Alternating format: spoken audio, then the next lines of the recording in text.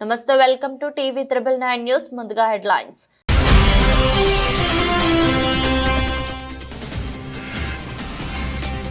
మా వైపు నిలబడండి ప్లీజ్, మోదీకి జెలెన్స్కీ విజ్ఞప్తి. భారత్ తటస్థంగా లేదని క్లారిటీ ఇచ్చిన ప్రధాని.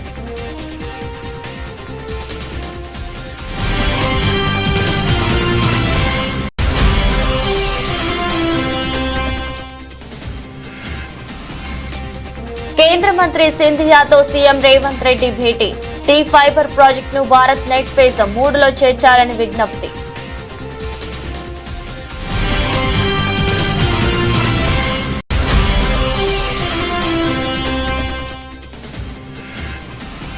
అచ్యుతాపురం సెస్ ప్రమాద బాధితులను పరామర్శించిన జగన్.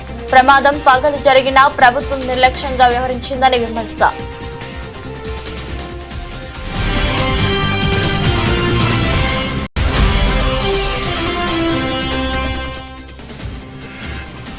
హీరో నాగార్జునకు చెందిన ఎన్ కన్వెన్షన్ ను కూల్చివేస్తున్న హైడ్రా. తెమ్మిడికుంట చెరువును కబ్జా చేసి ఎన్ కన్వెన్షన్ నిర్మించారని ఆరోపణలు.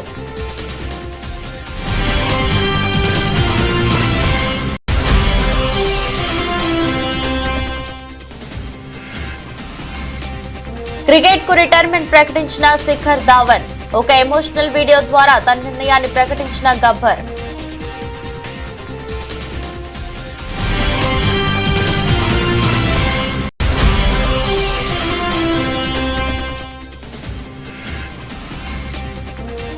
బంగారం వెండి కొనుగోలు చేయాలనుకునే వారికి శుభవార్త. మళ్లీ తగ్గిన బంగారం వెండి ధరలు.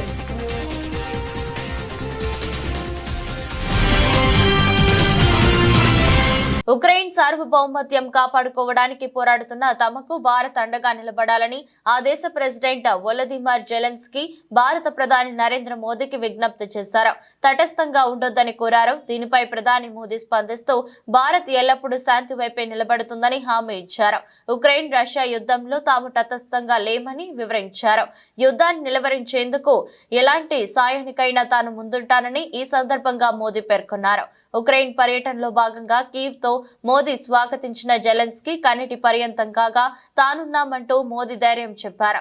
యుద్ధం కారణంగా చనిపోయిన చిన్నారుల ఫోటోలు చూస్తూ జెలెన్స్కీని హత్తుకొని మోదీ భావోద్వేగానికి లోనయ్యారు. అనంతరం జెలెన్స్కీతో ద్వైపాక్షిక చర్చలు జరిపారు. యుద్ధాన్ని ఆపేందుకు తీసుకోవాల్సిన చర్యలపై ఇరువురు చర్చించుకున్నారు. భారతదేశం నుంచి తీసుకెళ్లిన మందులు, వైద్య పరికరాలను మోదీ ఉక్రెయిన్ ప్రెసిడెంట్ కు అందజేశారు. కేంద్ర టెలికాం శాఖ మంత్రి జ్యోతిరాదిత్య సింధియాను తెలంగాణ ముఖ్యమంత్రి రేవంత్ రెడ్డి కలిశారు. ఉప ముఖ్యమంత్రి మల్లు బట్టి విక్రమార్క, మంత్రి జూపల్లి కృష్ణారావుతో కలిసి కేంద్ర మంత్రిని కలిశారు. టీ ఫైబర్ ప్రాజెక్టును భారత్ నెట్ ఫేజ్ 3లో చేర్చాలని వారు కేంద్ర మంత్రిని కోరారు. ఇందుకు సంబంధించి సమర్పించిన డిపిఆర్ ను ఆమోదించాలని కోరారు. కేంద్ర మంత్రితో సీఎం, ఉప ముఖ్యమంత్రి కాసేపు చర్చలు జరిపారు. తెలంగాణ ప్రాంతంలోని గ్రామాలు, మండలాలకు నెట్వర్క్ కల్పించడమే టీ ఫైబర్ లక్ష్యమని ఈ సందర్భంగా సీఎం కేంద్ర మంత్రికి తెలిపారు. 65,000 ప్రభుత్వ సంస్థలకు G2G, G2C సేవలు అందించడమే తమ లక్ష్యమన్నారు. గ్రామీణ ప్రాంతాల్లో 63 లక్షల ఇళ్లకు ఇంటర్నెట్ సౌకర్యం కల్పిస్తామని చెప్పారు. బిఆర్ అంబేద్కర్ కోనసీమ జిల్లా కొత్తపేట మండలంలోని వానపల్లిలో జరిగిన గ్రామ సభలో సీఎం చంద్రబాబు పాల్గొని మాట్లాడారు. పెట్టుబడి తగ్గించి ఆదాయం పెరిగేలా రైతులు వినూత్న ఆలోచనలతో ముందుకు వెళ్లాలని సీఎం చంద్రబాబు పిలుపునిచ్చారు. ఇందులో భాగంగా పెట్టుబడిని తగ్గించే, ప్రకృతి సేద్యం చేసేలా ప్రోత్సహిస్తాం. రాష్ట్రంలో వర్షాలు పడటం శుభసూచకం. రాబోయే రోజుల్లో కరువు అనేది రాదు.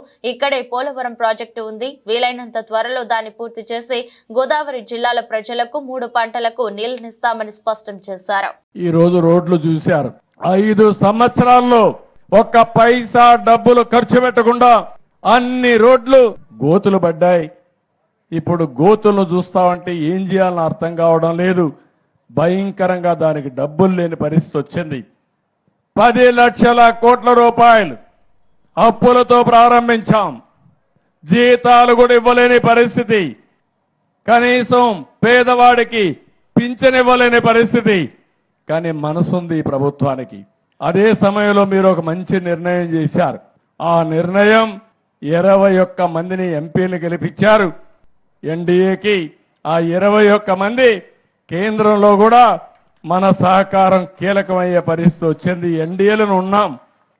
మీరిచ్చిన గుర్తింపు, మీ సమిక్షేమానికి ఉపయోగించాలని, ఈ రాష్ట్ర అభివృద్ధి కోసం ఉపయోగించాలని ముందుకు పోతున్నాం.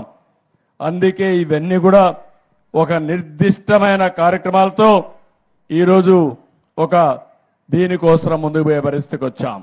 అచ్యుతాపురం సెస్ లోని ఎసెన్షియా ఫార్మా కంపెనీ ప్రమాద బాధితులను వైసీపీ అధినేత జగన్ పరామర్శించారు. ఉషా ప్రైమ్ ఆసుపత్రిలో చికిత్స పొందుతున్న క్షతగాత్రులతో మాట్లాడారు. వాళ్ళ ఆరోగ్య పరిస్థితి ఎలా ఉందో వైద్యులను అడిగి తెలుసుకున్నారు. మెరుగైన వైద్యం అందించాలని డాక్టర్లకు సూచించారు. అనంతరం మీడియాతో జగన్ మాట్లాడుతూ అచ్యుతాపురం ఘటన బాధాకరమని చెప్పారు. ఫార్మా కంపెనీలో పట్టపగలు ప్రమాదం జరిగినా ప్రభుత్వం నిర్లక్ష్యంగా వ్యవహరించిందని విమర్శించారు. కార్మిక శాఖ మంత్రి దగ్గర కూడా వివరాలు లేవని అన్నారు. ప్రమాదంలో ఎంతమంది చనిపోయారో తెలియదని చెప్పారు.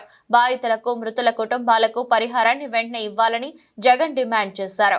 పరిహారం ఇవ్వకపోతే తానే వచ్చి స్వయంగా ధర్నా చేస్తానని హెచ్చరించారు. బాధితులకు తాను అండగా ఉంటానని చెప్పారు. నేను ఇవాళ ఇప్పటికైనా ఒకటే మాట చెప్తా ఉన్నా, చంద్రబాబు నాయుడుకి ఇదే మాట చెప్తా ఉన్నా. కాంపన్సేషన్ అన్నది ఎంపతితో ఇవ్వాలి, సానుభూతితో ఇవ్వాలి, ఇవ్వాల్సిన సమయంలో ఇవ్వాలి.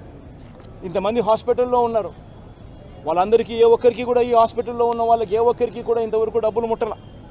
వాళ్ళందరికీ కూడా మనం ఇస్తామని చెప్పిన డబ్బులు వెంటనే ఇప్పించే కార్యక్రమం చేయండి. ఆ ప్రోటోకాల్ ఏదైతే ఉందో ఫ్యాక్టరీ సెక్యూరిటీస్కి సంబంధించి, ఫ్యాక్టరీ సెక్యూరిటీ, పొల్యూషన్ కంట్రోల్కి సంబంధించి ఏదైతే ప్రోటోకాల్ ఎగ్జిస్టెన్స్లో ఉందో ఆ ప్రోటోకాల్ను కనీసం ఇప్పటి నుంచన్నా కనీసం మానిటర్ చేసే దిశగా అడుగులు వేయండి. ఇటువంటి మళ్ళీ పునరావృతం కాకుండా చేసే కార్యక్రమాలు చేయండి. ఆ ఫ్యాక్టరీకి సంబంధించి ఏం జరిగిందో లోతైన ఎంక్వైరీ చేయండి. అడిగినప్పుడు నేను ఇక్కడ బాధితులను పరామర్శించినప్పుడు, బాధితులను అడుగుతా ఉన్నప్పుడు నేను అడిగా. ఆ ఫ్యాక్టరీకి సంబంధించిన విషయాలకు సంబంధించి కూడా తెలుసుకునే ప్రయత్నం చేశా. ఫ్యాక్టరీలో ఏం జరుగుతూ ఉంది, ఫ్యాక్టరీలో SOPs బాగానే పాటించే వాళ్ళ, ఫ్యాక్టరీలో పొల్యూషన్ కంట్రోల్ అనేది స్టాండర్డ్ మెయింటెనెన్స్ చేసే వాళ్ళ అని కూడా అడిగా. అవన్నీ కూడా బాగానే జరిగేటివే అన్న, బాగానే జరిగేటివే, కానీ ఇది ఎందుకు జరిగిందో తెలియదన్నా అని చెప్పి చెప్తా ఉన్నాను. నేను ఫ్యాక్టరీలకు సంబంధించి, వాళ్ళని ఏదో యాజమాన్యానికి సంబంధించి ఎవరన్నా కానీ ఆ యాజమాన్యం వాళ్ళు ఏదో తప్పులు పట్టాలని, ఇంకోటి పట్టాలని నేనేం చెప్పడంలా. బట్ లోతైన ఎంక్వైరీ అయితే జరగాలి. ఎందుకు తప్పు జరిగిందో తెలుసుకోవాలి. తెలుసుకొని ఇటువంటి మళ్ళీ పునరావృతం కాకుండా అటువంటివన్నీ కూడా చెక్స్ పెట్టి దాన్ని బ్లాక్ చేయాలి. ప్లస్ ప్రోటోకాల్ ఏదైతే ఎగ్జిస్టెన్స్లో ఉందో దాన్ని ఇంప్లిమెంట్ చేసే కార్యక్రమం జరగాలి. అప్పుడు మిగిలిన ఫ్యాక్టరీలలో కూడా ఆటోమేటిక్లీ ఎప్పుడైతే చెక్స్ అనేటివి ఎప్పుడైతే రెగ్యులర్గా, పీరియాడికల్గా జరగడం మొదలు పెడతాయో అప్పుడు న్యాచురల్గా సేఫ్టీ పారామీటర్స్ పెంచడం జరుగుతుంది. సేఫ్టీ పారామీటర్స్ ఎప్పుడైతే పెరుగుతాయో అప్పుడు ఇటువంటి ఘటనలు జరగకుండా పోతాయి. తన ఇల్లు FTL లో గాని బఫర్ జోన్ లో గాని ఉన్నట్టయితే వెంటనే కూల్చివేయాలని హైడ్రా కమిషనర్ రంగనాథ్ ను ఆదేశిస్తున్నట్టు రెవెన్యూ శాఖ మంత్రి పొంగులేటి శ్రీనివాసరెడ్డి స్పష్టం చేశారు. ఇక ఒక్క ఇటుక బఫర్ జోన్ లో ఉన్న ఇల్లు మొత్తం కూల్చేయాలని సూచించారు. తన ఇల్లు నిబంధనలకు విరుద్ధంగా ఉన్నదంటూ బీఆర్ఎస్ నేతలు బురద చల్లే ప్రయత్నం చేస్తున్నారని ఆరోపించారు. దీనిపై స్పష్టత ఇవ్వాల్సిన బాధ్యతపై తనపై ఉన్నదని చెప్పారు. రెవెన్యూ మంత్రి ఇల్లు హిమాయత్ సాగర్ FTL లో బఫర్ జోన్ లో ఉన్నదని అంటున్నారు. నేను ఛాలెంజ్ విసురుతున్నా. హైడ్రా కమిషనర్ రంగనాథ్ ను ఆదేశిస్తున్నాను. మాజీ మంత్రులు హరీష్ రావు, KTR ఇంకా ఎంతమంది వస్తారో రమ్మనండి. అందరిని తీసుకెళ్లి నా ఇల్లు కొలవండి. ఒకవేళ నా ఇల్లు FTL లో బఫర్ జోన్ లో ఉన్నదని తేలితే మొత్తం కూలగొట్టండి. ఒక్క ఇటుక పెడ్డ ఇన్నా సరే మీరే కూలగొట్టండి. ఇది నా ఛాలెంజ్ అని స్పష్టం చేశారు. బీఆర్ఎస్ నేతలు తన సవాల్ను స్వీకరించాలని డిమాండ్ చేశారు.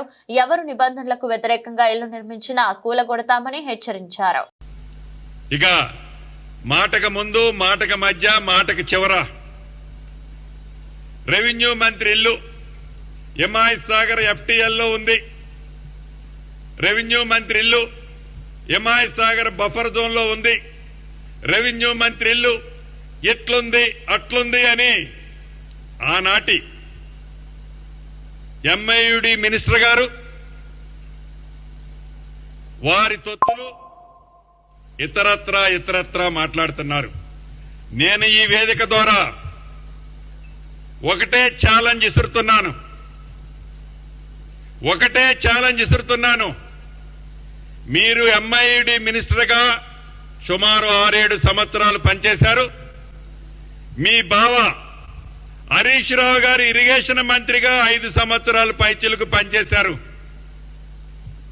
ఈ వేదిక మీద నుంచి హైడ్రా అధికారి రంగనాథ్ గారిని ఆదేశిస్తున్నాను. ఈ ఇద్దరు మాజీ మంత్రులు అంటే ఒకరు ఇరిగేషన్ శాఖ మంత్రివర్యులు, రెండో వారిలో ఎంఐయుడి మంత్రివారు, వీరికి డబ్బాలు కొట్టే కొన్ని యూట్యూబులు, యూట్యూబులు, వారికి సంబంధించిన సంస్థలు, వ్యవస్థలు, మీరు ఎంతమంది వస్తున్నారో అంతమందిని ఎంట పెట్టుకొని, రంగనాథ్ గారు నేను ఇక్కడి నుంచి మిమ్మల్ని ఆదేశిస్తున్నాను, రేపు వెళ్తారా ఎల్లుండి వెళ్తారా, వాళ్ళనే ఒక కొత్త టేబు కొనుక్కొని రమ్మనండి. టేబు కొనుక్కొచ్చి నా ఇల్లు ఎఫ్టీఎల్లో ఉన్న బఫర్ జోన్లో ఉన్న చివరికి ఒక ఇటుక పెడ్డ ఉన్నా ఎమ్మటే పడగొట్టండి. ఇల్లు మొత్తం దాంట్లో ఉంటే ఇల్లు మొత్తం పడగొట్టండి.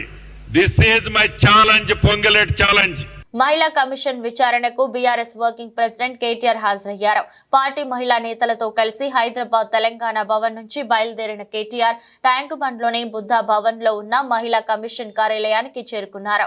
అయితే కేటీఆర్ ను మాత్రమే ఆఫీసులోకి అనుమతించిన పోలీసులు బీఆర్ఎస్ మహిళా కార్పొరేటర్లు నాయకులను అడ్డుకున్నారు. దీంతో వారు ఆందోళన చేపట్టారు. ప్రభుత్వానికి వ్యతిరేకంగా నినాదాలు చేశారు. అయితే అదే సమయంలో కాంగ్రెస్ మహిళా కార్యకర్తలు కూడా అక్కడికి చేరుకున్నారు.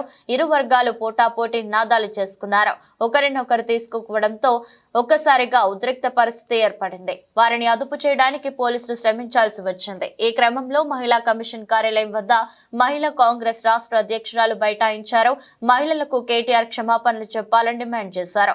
మరోవైపు కమిషన్ కార్యాలయం లోపల కేటీఆర్ కి మహిళా కమిషన్ సభ్యులు రాఖీలు కట్టారు. గతంలో మంత్రిగా ఉన్నప్పుడు కేటీఆర్ ప్రత్యేకంగా ఇచ్చిన నిధులతో కార్యాలయాన్ని అద్భుతంగా రెనోవేట్ చేయించుకున్నామని మహిళా సభ్యులు గుర్తు చేశారు. కావలి అభివృద్ధి కోసం నిరంతరం పరితపిస్తున్న వ్యక్తి కావలి ఎమ్మెల్యే దగ్గుమాటి వెంకట కృష్ణారెడ్డి అని ఉదయగిరి మాజీ ఎమ్మెల్యే తెలుగుదేశం పార్టీ జాతీయ ఉపాధ్యక్షులు బొలినేని రామారావు అన్నారు. శనివారం కావలి ఎమ్మెల్యే కావ్య కృష్ణారెడ్డితో కలిసి కావలి పట్టణంలోని 100 అడుగుల ఎత్తులో జాతీయ జెండా I love my Kavali icon ప్రదేశాన్ని తిలకించారు. మహానీయుల చిత్రపటాలు, గత శాసనసభ్యుల చిత్రపటాలను చూసి అద్భుతమని కొనియాడారు. అధ్వానంగా ఉన్న ముసునూరు రోడ్డు పనులు చేపట్టి అందరి ప్రశంసలు అందుకున్న కృష్ణారెడ్డి భవిష్యత్తులో మరెన్నో అద్భుతాలు సృష్టిస్తాడని, కావలిని కనకపట్నం చేస్తాడని మాజీ ఎమ్మెల్యే తెలిపారు.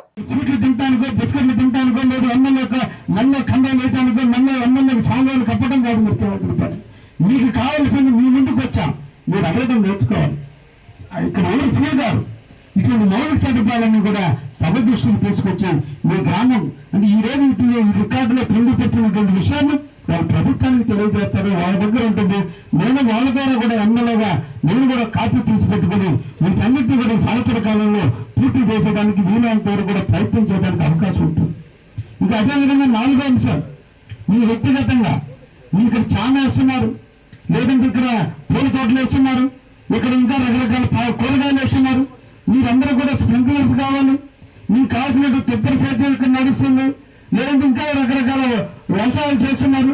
వాటికి సంబంధించినటువంటి వ్యక్తిగతాలు మీరు మామిడి తోట వేస్తా ఆ గుంట తోటానికి ఖర్చు కావాలా, ఖర్చు ఉన్నారు చేసిన వాళ్ళు డబ్బులు ఇస్తారు, వాళ్ళ చోట తగ్గిస్తారు, మనకు మిగులుతుంది. అందుకని ఇటువంటి సౌకర్యాలను కల్పించేందుకు ఈరోజు రాష్ట్ర ప్రభుత్వం తీసుకున్న కార్యక్రమం ఇది. కాబట్టి దీన్ని సద్వినియోగం చేసుకోండి. ఏదో రామకృష్ణ, లేదంటే రంగారావు, లేదా ఇంకొక తాతయ్య, ఇంకొక ఆయన కాదు, రవీంద్ర కాదు, అందరూ ఆలోచించండి. మీ గ్రామ అభివృద్ధి కోసం మీరు అడగండి, అడిగి చేపించుకోండి అని చెప్పి సందర్భంగా మిమ్మల్ని అందరూ కూడా కోరుకుంటూ, గంట కాదు 2 గంటల అధికారులు ఇక్కడ కూర్చుంటారు వాళ్ళందరూ మనకు సేవ చేయడానికి. రైతులకు ఇచ్చిన హామీ మేరకు ముఖ్యమంత్రి రేవంత్ రెడ్డి 2 లక్షల రుణమాఫీ చేస్తున్నారని, ఏవైనా సాంకేతిక కారణాల వల్ల రుణమాఫీ కాని రైతులు ఆందోళన చెందవద్దని కాంగ్రెస్ పార్టీ నాయకులు తెలిపారు. మెదక్ జిల్లా వెల్దుర్తి మండల కేంద్రంలో కాంగ్రెస్ పార్టీ నాయకులు మీడియా సమావేశం నిర్వహించారు. 10 సంవత్సరాలు పాలించిన బీఆర్ఎస్ పార్టీ రైతులకు చేసిందేమీ లేదని విమర్శించారు. రుణమాఫీ చేస్తున్న ముఖ్యమంత్రిపై దుమ్మెత్తిపోయడం సబబు కాదని హెచ్చరించారు. ఏదైతే మీరు ధర్నాకు దిగినరో మీరు గుండెల మీద చేసుకొని మాట్లాడాలి. 10 సంవత్సరాలు అవుతుంది మీ గవర్నమెంట్లో మీరు ఉన్నారు, రుణమాఫీ చేసే తెలివి లేదు. కేజీ టు పీజీ అన్నారు, ఇచ్చిర్రా? ఆ తెలివి లేదు. దళిత బంధు అంటివి, ఏదో ఒకళ్ళిద్దరు చూపిస్తూ ఆశ పెడితే కథం చేస్తే. గిరిజన బంధు అంటివి, ఏమన్నా ఇచ్చినావా? మీరు ఏం చేసిర్రా అని చెప్పి రోడ్ల మీద కొంచెం ధర్నా చేస్తున్నారు. పూసేగాడి వచ్చి మేసేగాడిని తడిదెంగినట్టు ఇంత మంచిగా ఇస్తున్న గవర్నమెంట్ని పట్టుకొని వచ్చి మీరు ప్రయాస చేసి రోడ్ల మీదకి వచ్చి ధర్నాలు చేస్తే మీకు ఎవరు సహకరిస్తారు? మీ ఎంబడి నిన్న ఎవరున్నారు రైతులు మీ దగ్గర? మీరు ఇది గమనించాలి. ఏదైనా చేయాలన్నా కాంగ్రెస్ ప్రభుత్వం ఏం చేస్తుంది? రేపు ఏదైనా ఇప్పుడు అయిపోయి ప్రక్రియ అయిపోలేదు. ఎప్పుడు మీకు రుణమాఫీ జరగలేదని చెప్పి ఎవరు అనుకుంటలేరు. రుణమాఫీ జరుగుతుంది. ఏదైతే మిస్టేక్స్ ఉన్నాయో, ఎవరైతే పేర్లు తప్పుపడ్డాయో, ఎవరైతే అకౌంట్ తప్పు ఏదైతే ఉందో వాళ్ళందరినీ సరిచేసి రాబోయే రోజుల్లో ప్రతి ఒక్కరికి రుణమాఫీ జరుగుతుంది. కాకముందే మీరు వచ్చి రైతులు అనవసరంగా తీసుకొచ్చి రోడ్ల మీద నిలబెడదామని ప్రయత్నం చేస్తారు. మీరు చెప్తే రైతులు రారు, మేము చెప్తే రైతులు వస్తారు. ప్రతి ఒక్కరికి తెలుసు ఎవరైతే రుణమాఫీ చేస్తారో. గౌరవ రాజశేఖర రెడ్డి గారు ఉన్నప్పుడు రుణమాఫీ అయింది. మళ్ళా ఇప్పుడు గౌరవ ముఖ్యమంత్రి గారు రేవంత్ రెడ్డి తర్వాత రేవంత్ రెడ్డి తోడే అవుతుంది. కాబట్టి గమనించాలి. ఇదో ఇప్పుడే అయిపోయింది. ఇక రుణమాఫీ ఎక్కువ ఏదో పోతున్నట్టు కాదు. ఇంకా మేము 4 సంవత్సరాల పైన మేము ఇంకా ఉంటాం. గవర్నమెంటే ఉంటుంది. రాబోయే రోజుల ప్రక్రియ ఏదైతుందో తప్పుల తడక ఉన్న చిన్న చిన్న మిస్టేక్స్ క్లియర్ చేస్తామని చెప్పి చేస్తూ, మీరు ఇంతకుముందు ₹1,00,000 ఇస్తామన్న రుణమాఫీ ఏదని సంపూర్ణంగా ఎప్పుడు చేయలేదు. మీకు ఎక్కడ హక్కు ఉన్నదండి? మీకు హక్కే లేదు. మీరు వచ్చి మీరు రాస్తారా పోయానికి ధర్నా చేసే హక్కే మీకు లేదు. మీ దగ్గర ఉన్న 15-20 మంది మీరైతే రేపు ఉన్నారు, అన్ని తెల్లబడ్డలో ఉన్నారు, కానీ ఎవరల్లా రైతులు లేరు. సరే గృహజ్యోతి అని చెప్పారు, ఇంకోటి గ్యాస్ సిలిండర్ల డబ్బులు రాలేవనేది చెప్తున్నారు. అది తప్పు. 99 మందికి వచ్చినాయి. ఏదైనా ఒకటి మిస్టేక్ అయి ఉండొచ్చు అందులో. అది కూడా దాని విషయం దాన్ని పెద్ద చేసి పెట్టే అవసరం లేదు. ఏదైనా సరే పేరు, అకౌంట్ నంబరు అట్లాంటి చిన్న చిన్న తప్పులునే తప్పితే మిగతా ఎలాంటి తప్పులు ఉన్నాయి. కావాల్సి గవర్నమెంట్ చేసి మోసం చేసేది లేదు. అందరికీ తెలుసు. మీ గవర్నమెంట్ రాగానే వాడు ఏదో ఇల్లు ఖాళీ చేసుకొని పోయినట్టుగా ఉన్న కాడికి ఫర్నిచర్ సహా ఖాళీ చేసుకొని పోయారు. ఆర్థిక సంక్షోభం ఉన్నా కానీ ప్రతి ఒక్క సంక్షేమ పథకాలు అందే విధంగా కృషి చేస్తున్నారు. చిత్తూరు జిల్లా శాంతిపురం మండలంలోని తోపుచేను గ్రామంలో జూన్ 6వ తేదీన షర్మిల ఇంట్లోకి రాత్రిపూట చొరబడిన 5 మందిని అరెస్ట్ చేసినట్లు డీఎస్పీ పార్థసారథి తెలిపారు. ఆయన మాట్లాడుతూ ఇంట్లో ఒంటరిగా ఉన్న షర్మిలను చేతులు కాళ్లు కట్టి ఆమెను బంధించి మెడలోని చైన్ మరియు హోండా డియో ద్విచక్ర వాహనాన్ని చోరీ చేశారని తెలిపారు. మహిళ అరవడంతో తన కొడుకు ఇంటిపై నుంచి కిందకి రావడంతో దోపిడీకి పాల్పడిన వారు పరారయ్యారన్నారు. షర్మిల ఇచ్చిన ఫిర్యాదు మేరకు కేసు నమోదు చేసి దర్యాప్తు చేపట్టామన్నారు. చోరీ కేసును ఛేదించేందుకు కుప్పం రూరల్ సీఐ మల్లేష్ యాదవ్ ఆధ్వర్యంలో ప్రత్యేక టీంలను ఏర్పాటు చేసి దొంగతనానికి పాల్పడిన 5 మందిని అరెస్ట్ చేశామన్నారు. నిందితుల వద్ద నుండి చోరీకి గురైన బంగారు చైను మరియు ద్విచక్ర వాహనాన్ని స్వాధీనం చేసుకున్నామని తెలిపారు. ఒంటరిగా ఉన్న మహిళలు కానీ ఎవరైనా ఒంటరి వ్యక్తులు ఇలాగా ఇంట్లో ఒంటరిగా ఉన్నప్పుడు కొంచెం తగిన జాగ్రత్తలు తీసుకోండి. ఎవరైనా అర్ధరాత్రి పూటలో ఎవరైనా వచ్చి తలుపు కొట్టడం అటువంటివి చేసినప్పుడు కనీస జాగ్రత్తలు తీసుకొని అసలు ఎవరు వచ్చారు ఏమిటి అని కిటికీ గుండా చూసి లేదా ఇంకొక విధంగా తెలుసుకొని తలుపు తీయడం ఉత్తమం. ఇక్కడ కంప్లైంట్ షర్మిల గారు కూడా ఎవరో తెలిసిన వాళ్ళు వచ్చారు కొడుతున్నారని చెప్పేసి ఒక 5 మినిట్స్ తర్వాత ఆవిడ తీయడంతో తలుపు తీయడంతో వీళ్ళు లోపలికి జొరబడి ఈ అఫెన్స్ చేశారు. కాబట్టి ఒంటరిగా ఉండే వాళ్ళు తమ జాగ్రత్తలు తీసుకోవాల్సిందిగా. అలాగే వీళ్ళు ఆ అఫెన్స్ చేసేటప్పుడు సాయంత్రం నుంచి ఆ చుట్టుపక్కల తిరిగారు, రెక్కి చేశారు. ఆవిడ ఒంటరిగా ఉంటుంది అని తెలుసుకున్నారు వాళ్ళు, కానీ వాళ్ళకి తెలియదు అబ్బాయి కూడా ఉన్నాడని. బట్ మిద్ద మీద నిద్రపోతున్నాడు అని తెలుసుకోలేదు. కాబట్టి ఇటువంటి వాళ్ళు మన విలేజ్లలో కానీ చుట్టుపక్కల ఇళ్ళ కాడ కానీ ఎవరైనా కొత్త వ్యక్తులు తిరుగుతుంటే కొంత అటువంటి ఇన్ఫర్మేషన్ ఇమీడియట్లీగా పోలీసు వాళ్ళకి తెలియజేయడం, కాల్ చేయడం అవి చేస్తే మనము దాన్ని ప్రివెంట్ చేయడానికి ఆస్కారం ఉంటుంది. అలాగే ఎవరైనా ఇంటి నుంచి ఏదైనా ఉత్సవాలకు వెళ్ళినప్పుడు కానీ పండుగలకు బయటికి వెళ్ళినప్పుడు కానీ ఇంట్లో లాక్ చేసినప్పుడు ఆ నియర్ బై పోలీస్ స్టేషన్స్లో మేము ఇట్లా ఊరికి వెళ్తున్నాం సార్, కొద్ది దాని మీద దృష్టి పెట్టండి అంటే మన రెగ్యులర్గా మనం బీట్స్ వేస్తుంటాము. నైట్ అంతా కూడా బీట్ కానిస్టేబుల్స్ ఆఫీసర్స్ తిరుగుతుంటారు. వాళ్ళు ప్రత్యేకంగా ఆ ఇంటి మీద దృష్టి పెట్టే అవకాశం మాకు ఉంటుంది. ఆ తాళం వేసిన ఇంటి మీద ముందు చెప్పగలిగితే మనకి ఇవన్నీ చేయగలము. కాబట్టి దయచేసి ప్రజలందరూ కూడా ఇటువంటి ప్రికాషనరీ మెజర్స్ తీసుకొని వాళ్ళు ఊరికి వెళ్ళాలనుకున్నప్పుడు తాళం వేసిన ఇల్లు ఖచ్చితంగా నియర్ బై పోలీస్ స్టేషన్లో ఇన్ఫార్మ్ చేసి వెళ్ళవలసిందిగా కోరుతున్నాం. నార్కటిక్ డ్రగ్స్ టెస్టింగ్ మిషన్ల ద్వారా యువకుల వాహనాలు తనిఖీ చేపట్టినట్టు గజ్వేల్ ఇన్స్పెక్టర్ సైదా తెలిపారు. సిద్దిపేట జిల్లా గజ్వేల్లో నార్కటిక్ డ్రగ్స్ టెస్టింగ్ మిషన్ ద్వారా తనిఖీలు నిర్వహించారు. ఈ సందర్భంగా మాట్లాడుతూ అనుమానం ఉన్న వ్యక్తులను నార్కోటిక్ డ్రగ్స్ టెస్టింగ్ మిషన్ల ద్వారా పరిశీలించడం జరుగుతుందన్నారు. వాహనాల తనిఖీల్లో భాగంగా నార్కోటిక్ టెస్టులపైన యువతకు అవగాహన సదస్సు నిర్వహించనున్నట్టు పేర్కొన్నారు. పిల్లలు యువకుల్లో ఏదైనా మార్పులు వస్తే తల్లిదండ్రులు వెంటనే పోలీసులు సంప్రదించాలని కోరారు. ఇది ఈ అబ్బాయిపై అనుమానం ఉన్నందుకు గాను చేశాము. ఇందులో ఒకవేళ ఇతను కనుక గాంజా కనుక తాగినట్లయితే ఏదన్నా మత్తు పదార్థం ఎటువంటిది ఏమైనా కానీ ఏ టైప్ ఆఫ్ డ్రగ్స్ అయినా ఉండొచ్చు, అవి కనుక తాగితే ఆటోమేటిక్గా మాకు సంబంధించిన కలర్స్ వచ్చేస్తాయి. ఎన్ని టైప్స్ ఆఫ్ డ్రగ్స్, దాదాపుగా దానికి 8 రకాలుగా డ్రగ్స్ ఉన్నాయన్నీ. ఏం తాగినా కానీ దీంట్లో మార్క్స్ వచ్చేస్తాయి. లేదని తాగలేదు, ఇది మాకు వచ్చే అనుమానం, మాకు వచ్చిన ఇన్ఫర్మేషన్ రాంగ్, ఇది కరెక్ట్ కాదు. ఒకవేళ ఇలా తాగినట్లు ఎవరైనా ఉన్నట్లయితే ఇమీడియట్గా మేము చట్టపరంగా ఏ విధంగా ఉంటే ఆ విధంగా శిక్ష అర్హుల అవకాశం ఉంది. దయచేసి మీరు ఈరోజు తాగాను కదా, తాగిన తర్వాత నాకేం కాదులే అనుకుంటారు. అది దాదాపుగా 5 to 6 days 10 days వరకు ఎప్పుడు తాగినా కానీ 10 days వరకు మన యూరిన్లో మన బ్లడ్లో ఉండడానికి అవకాశం ఉంటుంది. కాబట్టి ఇటువంటి వాటికి ఎవరు అలవాటు పడకుండా ఉండాలి, ఎవరు అలాంటివి చేయొద్దు. కొత్తగా లేటెస్ట్ వచ్చిన టెక్నిక్స్ అవన్నీ ఆటోమేటిక్ ఈరోజు కూడా వేరే చోట్ల అన్ని చోట్ల చేస్తున్నాము. కాబట్టి దయచేసి ఇక్కడున్న యువకులకు అందరికీ మేము తెలియజేస్తున్నాం,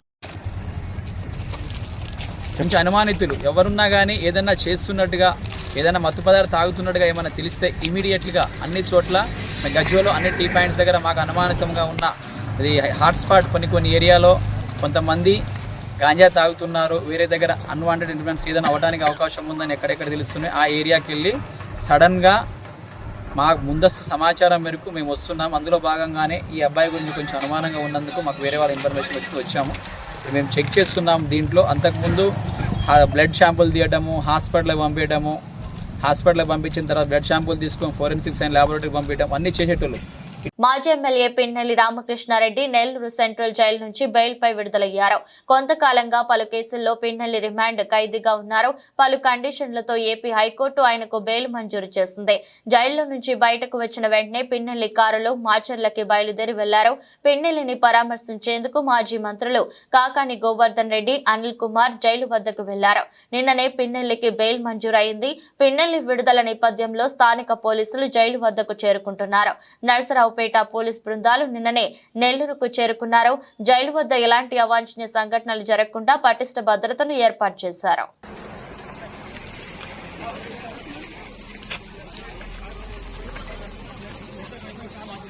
అక్రమ నిర్మాణాలపై Hyderabad disaster response and assets monitoring and protection కొరాడా చూపిస్తోంది. అక్రమ నిర్మాణాల కూల్చివేతను హైడ్రా కొనసాగిస్తోంది. ఈ క్రమంలో మాదాపూర్లోని ఎన్ కన్వెన్షన్ ను హైడ్రా అధికారులు కూల్చివేస్తున్నారు. భారీ బందోబస్తు నడుమ శనివారం అధికారులు కూల్చివేత పనులు ప్రారంభించారు. తమ్మకుంటలో చెరువును ఆక్రమించి 3 ఎకరాల్లో సినీ నటుడు నాగార్జున ఎన్ కన్వెన్షన్ సెంటర్ నిర్మించారని పేర్కొంటూ పక్కా ఆధారాలతో హైడ్రా కమిషనర్ కు ఫిర్యాదు వచ్చిన నేపథ్యంలో అధికారులు ఈ చర్యలు చేపట్టారు. హైదరాబాద్ లో గత కొన్ని రోజులుగా హైడ్రా అక్రమ నిర్మాణాలపై ప్రత్యేక చర్యలు చేపట్టింది.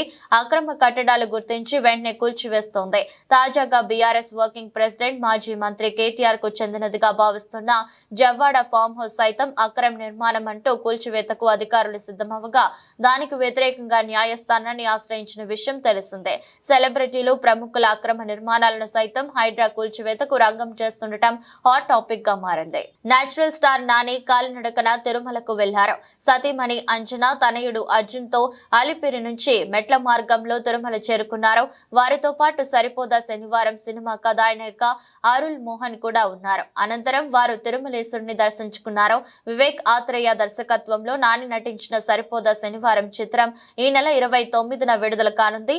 ఇందులో gang leader fame Priyanka Arul Mohan female lead role చేస్తోంది. ఇటీవలే విడుదల చేసిన ట్రైలర్ కు మంచి స్పందన వస్తోంది. ఈ సినిమా ప్రీ రిలీజ్ ఈవెంట్ ను ఆగస్టు 24న గ్రాండ్ గా నిర్వహించనున్నారు. యూనిక్ యాక్షన్ ఎంటర్టైనర్ వస్తున్న ఈ చిత్రంలో ఎస్ఎస్జే సూర్య కీలక పాత్రలు నటిస్తున్నారు. ఈ మూవీకి Jakes Bejoy music, background score అందిస్తున్నారు. డివివి ఎంటర్టైన్మెంట్ బ్యానర్ పై వస్తున్న ఈ మూవీ ఇతర భాషల్లో సూర్య సాటర్డే టైటిల్ తో విడుదలవుతోంది. Team India star cricketer Shikhar Dhawan సంచలన నిర్ణయం తీసుకున్నారు. క్రికెట్ కు గుడ్ బై చెప్పాడు. అంతర్జాతీయ దేశవాళీ క్రికెట్ నుంచి రిటైర్ అవుతున్నట్లు ప్రకటించారు. ఈ మేరకు గబ్బర్ ఒక ఎమోషనల్ వీడియోను విడుదల చేశారు. కాగా ధావన్ తీసుకున్న ఈ నిర్ణయం ఇప్పుడు క్రికెట్ అభిమానులకు ఒక్కసారి షాకింగ్ గా మారిందని చెప్పాలి. అయితే యువ క్రికెటర్ల రాకతో చాలా కాలంగా గబ్బర్ కు టీమిండియాలో చోటు దక్కని విషయం తెలిసిందే. ఈ నేపథ్యంలోనే అంతర్జాతీయ క్రికెట్ కు వీడ్కోలు పలుకుతాడని ప్రచారం జరిగింది. అనుకున్నట్టే ఇప్పుడు తన నిర్ణయాన్ని ప్రకటించాడో, భారత్ కోసం ఆడాలని ఎంతో కష్టపడ్డాను, తప్పించాను. అది సాకారమైంది. ఈ ప్రయాణంలో నాకు ఎంతో మంది అండగా నిలిచారు.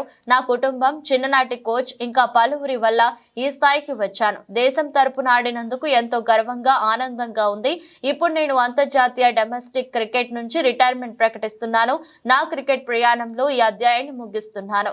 లెక్కలేనన్ని మధుర జ్ఞాపకాలను, కృతజ్ఞతా భావాన్ని నా వెంట తీసుకువెళ్తున్నాను. నాకు అవకాశాలు ఇచ్చిన BCCI, అలాగే నాకు ప్రేమను పంచి అండగా నిలిచిన ప్రతి ఒక్కరికి కృతజ్ఞతలు. జై హింద్ అని వీడియోలో ధావన్ చెప్పుకొచ్చారు. नमस्कार सभी को। आज एक ऐसे मोड़ पर खड़ा हूं जहां से पीछे देखने पर सिर्फ यादें ही नजर आती हैं और आगे देखने पर एक पूरी दुनिया। मेरी हमेशा से एक की मंजिल थी, इंडिया के लिए खेलना, और वो हुआ भी, जिसके लिए मैं कई लोगों का शुक्रगुजार हूं। सबसे पहले मेरी फैमिली, मेरे बचपन के कोच तारिक सिन्हा जी, मदन शर्मा जी, जिनके अंडर मैंने क्रिकेट सीखी। फिर मेरी टीम, जिसके साथ साथ मैं सालों खेला। मुझे एक परिवार और मिला, नाम मिला, आप सबका प्यार मिला। पर कहते हैं ना, कहानी में आगे बढ़ने के लिए पन्ने पलटना जरूरी है, तो बस मैं भी ऐसे ही करने जा रहा हूं। I am announcing my retirement from international and domestic cricket. और अब जब मैं अपनी क्रिकेट जर्नी को अलविदा कह रहा हूं, तो मेरे दिल में एक सुकून है कि मैं अपने देश के लिए बहुत खेला, और मैं बहुत शुक्रगुजार हूं BCCI DDCA का, जिन्होंने मुझे मौका दिया, और मेरे सारे फैंस का, जिन्होंने मुझे इतना प्यार दिया। और मैं बस खुद से यही कहता हूं कि भाई, तू इस बात से दुखी मत हो कि तू अपने देश के लिए फिर नहीं खेलेगा, पर इस बात की खुशी अपने पास रख कि तू अपने देश के लिए खेला। और ये मेरे लिए सबसे बड़ी बात है, मैं खेला। బంగారం, వెండి కొనుగోలు చేయాలనుకునే వారికి శుభవార్త. ఎందుకంటే ఈ రోజు కూడా బంగారం, వెండి ధరలు భారీగా తగ్గుముఖం పట్టాయి. దీంతో మార్కెట్లో వీటి ధరలు మరింత చౌకగా మారాయి. ఈ క్రమంలో ఢిల్లీలో ఉదయం 6:25 నాటికి 24 క్యారెట్ల బంగారం ధర 10 గ్రాములకు 570 తగ్గి 72,790కు చేరుకుంది. 22 క్యారెట్ల బంగారం ధర 10 గ్రాములకు 66,740కి చేరింది. మరోవైపు విజయవాడ, హైదరాబాద్ 24 క్యారెట్ల బంగారం ధర 10 గ్రాములకు 72,640కి చేరింది. 22 క్యారెట్ల బంగారం ధర 10 గ్రాములకు 66,590కి చేరింది. ఇదే సమయంలో వెండి ధర కిలోకు 100 తగ్గింది. ఈ నేపథ్యంలో ఢిల్లీలో కిలో వెండి ధర 86,600కు చేరుకుంది. వార్తలు ముగించే ముందు మరోసారి హెడ్లైన్స్.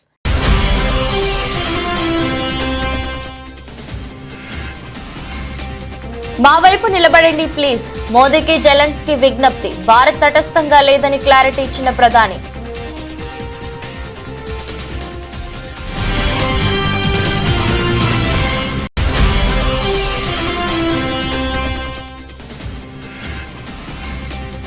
కేంద్ర మంత్రి సింధియాతో సీఎం రేవంత్ రెడ్డి భేటీ.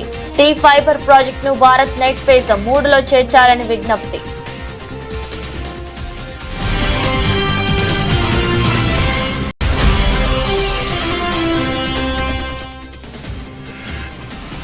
అచ్యుతాపురం సెస్ ప్రమాద బాధితులను పరామర్శించిన జగన్. ప్రమాదం పగలు జరిగినా ప్రభుత్వం నిర్లక్ష్యంగా వ్యవహరించిందని విమర్శ.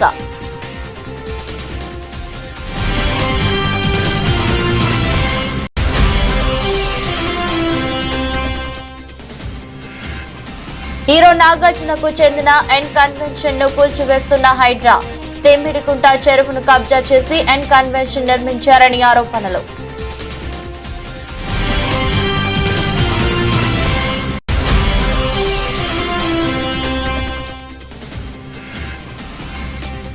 క్రికెట్ కు రిటైర్మెంట్ ప్రకటించిన శిఖర్ ధావన్.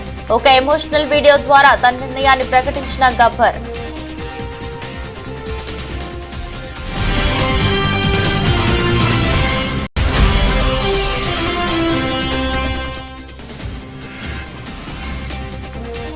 బంగారం, వెండి కొనుగోలు చేయాలనుకునే వారికి శుభవార్త. మళ్లీ తగ్గిన బంగారం, వెండి ధరలు.